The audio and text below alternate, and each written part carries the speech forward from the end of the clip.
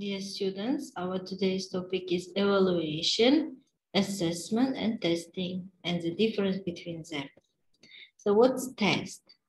Test is a specific technique for gathering information about students' knowledge or abilities.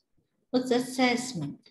Assessment is a broader process involving various ways of collecting data, including the use of tests. What's evaluation? Evaluation in its turn is the broadest concept among all three, out of the three, so which encompasses both assessment and a test. Reasons for testing.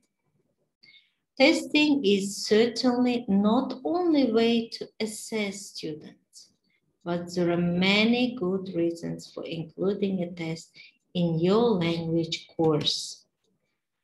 A test can give the teacher valuable information about the way the students are in their learning and can affect what the teacher will cover next. Testing can be as much an assessment of the teaching as the learning. Tests can give students a sense of accomplishment as well as information about what they know and what they need to review. Tests can also have a positive effect in that they encourage students to review material covered on the course. Tests are also a learning opportunity after they have been taken. The feedback after a test can be invaluable in helping a student to understand something she couldn't do during the test. Thus, the test is a review in itself. Why testing doesn't work? There are some drawbacks of testing also. Some students become so nervous that they can't perform and don't give a true account of their knowledge or ability. Other students can do well with last-minute cramming despite not having worked throughout the course. Once the test has finished, students can just forget all that they had learned. Students become focused on passing tests rather than learning to improve their language skills. Making testing more productive. What should we do to make our testing more productive? Try to make the test a less intimidating experience by explaining to the students the purpose for the test and stress the positive effects it will have. Many may have very negative feelings left over from previous bad experiences. Give the students plenty of notice and teach some revision classes beforehand. Tell the students that you will take into account the work on the course as well as the test result. Making testing more productive. Be sensitive when you hand out the results. I usually go through the answers fairly quickly. Highlight any specific areas of difficulty and give the students the results on slips of paper.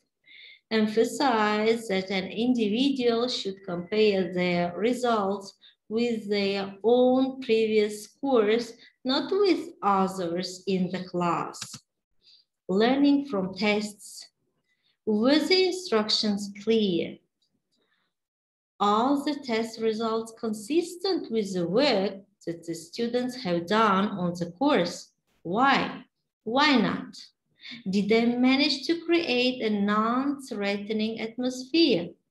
All of these will help the teacher to improve the evaluative process for next time. Alternatives to testing. The first one is continuous assessment. Teachers give grades for a number of assignments. over a period of time. A final grade is decided on a combination of assignments. The next one is portfolio. A student collects a number of assignments and projects and presents them in a file. The file is then used as a basis for evaluation. The next one is self-assessment. The students evaluate themselves. The criteria must be carefully decided upon beforehand. Teacher's assessment. The teacher gives an assessment of the learner for work done throughout the course, including classroom contribution. So these are the types of assessment. So there are 4 types of assessment: formal assessment, informal assessment, formative assessment, and summative assessment. So the purpose of evaluation. The purpose is to clarify and define objectives, establish and maintain standards to meet legal, professional, and academic credentials, facilitate the improvement program, and motivate participants. Types of evaluation. There are 2 types of evaluation: product evaluation and purpose of evaluation. So what's product evaluation? Product evaluation examines the effects of outcomes of some object. So conducted at the end of the course, also known as summative evaluation. And what's the purpose of evaluation? Clarify and define objectives, facilitate the improvement program, motivate participants, establish and maintain standards to meet legal, professional, and academic credentials. Test the efficiency of teachers. Now, what's the purpose of evaluation? Clarify and define objectives, facilitate the improvement program, motivate participants, establish the maintain standards to meet legal, professional, and academic credentials, test the efficiency of teachers. So that's all for today. Goodbye.